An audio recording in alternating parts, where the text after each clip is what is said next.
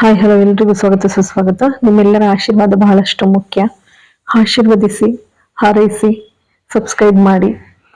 ಆಸೆ ಧಾರಾವಾಹಿಯ ಸೋಮವಾರದ ಸಂಚಿಕೆ ಪ್ರೋಮೋ ಏನಾಗಿದೆ ನೋಡೋಣ ಬನ್ನಿ.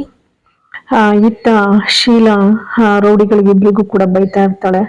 ಏನ್ರೋ ಹೇಳಿದ ಕೆಲಸ ಒಂದು ಮಾಡಕ್ಕಾಗಲ್ಲ ನಿಮ್ಮ ಯೋಗ್ಯತೆಗೆ ಅಂತ ಹೇಳಿ. ಏನ್ ಮಾಡೋದು ಮೇಡಮ್, ಅಷ್ಟೊಂದು ಕಾಲ್ ತುಳಿದ್ರು ಕೂಡ ಅವನೇನ್ ಜಗ್ತಾನೆ ಇಲ್ಲ. ಇನ್ಯಾರ ಆಗಿದ್ರೆ, ಇನ್ಯಾವ್ದಾವ ಸಂದರ್ಭದಲ್ಲಿ ಆಗಿದ್ರೆ ಹಂಡಿ ನನ್ ಮಗನೇ ಅಂತ ಹೇಳಿ ಜಗಕ್ಕೆ ಬಿದ್ಬಿಡೋನು. ನಮ್ಮ ಹತ್ರ ಬೇರೆನೆ ಐಡಿಯಾ ಇದೆ ಮೇಡಮ್ ಅಂತ. ಆದ್ರೆ ಇದನ್ನೇ ಮಾಡಕ್ಕೆ ಯೋಗ್ಯತೆ ಇಲ್ಲ ನಿಮ್ಗೆ ಅಂತ ರೇಗ್ಕೊಂಡು ಹೋಯ್ತಾಳೆ. ಆನಂತರ ಈ ಕಡೆ ಶ್ರುತಿ, ಒಡವೆ ಎಲ್ಲ ಜಾಸ್ತಿ ಆಯ್ತು ಮಾಮ್, ನನ್ ಕೈಲಾಗೋದಿಲ್ಲ ಇದ್ದರ್ಸಕ್ಕೆ, ನನ್ನ ಕೈಲಿ ಏನಿದು, ಏನು ಶೋ ಅಪ್ ಮಾಡಕ್ ಹೋಗ್ತಿದ್ದೀನೇನೋ ಅಂತ ಅಂತಾಳೆ. ನಮ್ ಕಡೆಯವ್ರೆಲ್ಲ ನೋಡ್ಬೇಕಮ್ಮ, ನೋಡು ನಿಮ್ ಕಡೆಯವ್ರಿಗೆಲ್ಲ ಹೇಳಕ್ ನನಗಿದೀನಿ ಉತ್ತರನ, ಆಯ್ತಾ, ನನ್ ಕೈಲಿ ಆಗಲ್ಲ ಧರ್ಸಕ್ಕೆ ಅಂತ ಹೇಳಿ ಎಲ್ಲವನ್ನೂ ಒಂದೊಂದಾಗಿ ಬಿಚ್ತಾ ಇರ್ತಾಳೆ. ಬಿಚ್ಚಬೇಕಾದ್ರೆ ಮಿಸ್ ಆಗಿ ಇತ್ತ ಹಾರದ ಜೊತೆ ಸೇರ್ಕೊಂಡು ಮಾಂಗಲ್ಯ ಚೈನು ಕೂಡ ಬಂದ್ಬಿಡುತ್ತೆ. ಸರಿ, ಆ ಕಡೆ ರೋಹಿಣಿ ಇನ್ನೂ ಕೂಡ ರೆಡಿ ಆಗ್ಲಿಲ್ವಲ್ಲ ಕಸ್ತೂರಿ, ನೋಡೋಣ ನಡಿ ಅಂತೇಳಿ ಕಸ್ತೂರಿ ಕರ್ಕೊಂಡು ಅವ್ಳ ರೂಮ್ಗೆ ಹೋಗ್ತಾಳೆ ಶಾಂತಿ. ಅವ್ಳ ರೂಮ್ಗೆ ಹೋದ್ಮೇಲೆ ಅಲ್ಲಿ ಎಲ್ಲ ರೆಡಿ ಆಗಿರ್ತಾಳೆ. ಏನೇ ಇಷ್ಟು ಒಡವೆ ಹಾಕೊಂಡ್ ಕೂತಿದ್ವಿ, ಇನ್ನು ಬರ್ಲಿಲ್ವೇನೆ ನಿಮ್ಮಪ್ಪ, ಏನ್ ಫ್ಲೈಟ್ ಅಲ್ಲಿ ಇಷ್ಟೊತ್ತು ಬರ್ಬೇಕು, ಆಗ್ಲೇ ಹತ್ತಿದ್ದಾರೆ ಅಂತ ಅಂದೆ ಅಂತಾರೆ.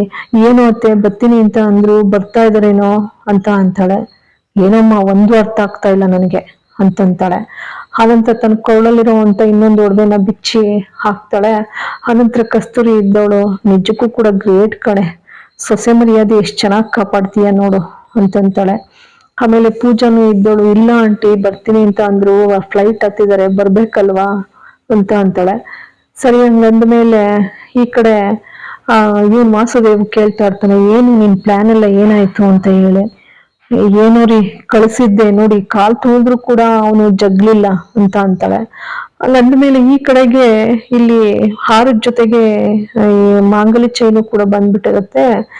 ಸರಿ, ಮೀನ ಒಳಗಡೆ ಹೋದವಳು, ಇದೇನಿದು ಶ್ರುತಿ ಹಿಂಗ್ ಬಿಚ್ಬಿಟ್ಟಿದ್ದಾಳಲ್ಲ ಅಂತ ಹೇಳಿ ನೋಡ್ತಾಳೆ. ಹಾರದಲ್ಲಿ ಚೈನ್ ಇರ್ತಾಳೆ. ಚೈನು ಕೂಡ ಬಂದ್ಬಿಟ್ಟಿದ್ಯಲ್ಲ ಹಾರದೊಳಗೆ ಅಂತ ಹೇಳಿ ಅದನ್ನ ಹಿಡ್ಕೊಂಡು ಹೊರಗಡೆ ಬರ್ತಾಳೆ. ಬರ್ತಿದ್ದಾಗೇನೆ ಶೀಲ ಎದವ್ರು, ಏನೇ ನನ್ ಮಗಳು ಮಾಂಗಲ್ಯ ಚೈನ್ ಕತ್ಕೊಂಡು ಹೋಯ್ತಿದ್ಯೇನೆ ಅಂತ ಅಂತಾಳೆ. ತಡಿ ನೀನ್ ಮಾಡ್ತೀನಿ ಅಂತ ಹೇಳ್ತಾ ಅವಳು ಮಾತಾಡೋಕೆ ಕೂಡ ಅವಕಾಶ ಕೊಡೋದಿಲ್ಲ. ಆನಂತರ ಅಷ್ಟರಲ್ಲಿ ತಾಳು ಮಾಡ್ತೀನಿ, ನಿಮ್ ಮತ್ತೆ ಹತ್ರನೇ ಹೇಳ್ತೀನಿ ಅಂತ ಹೇಳಿ ಹೊರಗಡೆ ಬರ್ತಾಳೆ.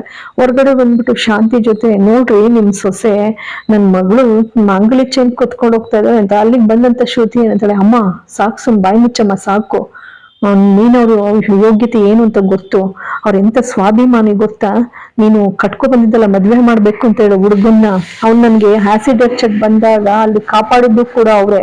ಇವತ್ತು ಮದ್ವೆ ಆಗಿ ನೆಮ್ಮದಿಯಾಗಿ ಇದೀನಿ ಮನೆಯಲ್ಲಿ ಅಂದ್ರೆ ಅವರೇ ಕಾರಣ ಗೊತ್ತಾ. ನನ್ನೆಲ್ಲ ಬೇಕು ಬೇಡಗಳನ್ನ ಎಷ್ಟು ಚೆನ್ನಾಗಿ ನನ್ನನ್ನು ನೋಡ್ಕೊಳ್ತಾರೆ ಗೊತ್ತಾ.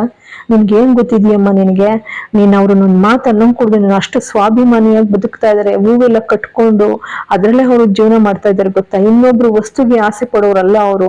ನೀನ್ ಅವ್ರು ನಂಗೆಲ್ಲ ಅವಮಾನ ಮಾಡಿದ್ ನಾನು ಸುಮ್ಮನೆ ಇರೋದಿಲ್ಲ ನೋಡು ನಿನಗೆ ಅಂತ ಅಂತಾಳೆ. ಆಮೇಲೆ ಶಾಂತಿ ಇದ್ದವಳು, ನಿನ್ಗೇನೆ ಬಂತು ಹಿಂಗ್ ಮಾಡೋಕೆ ಅಂತ ಅಂತಾಳೆ.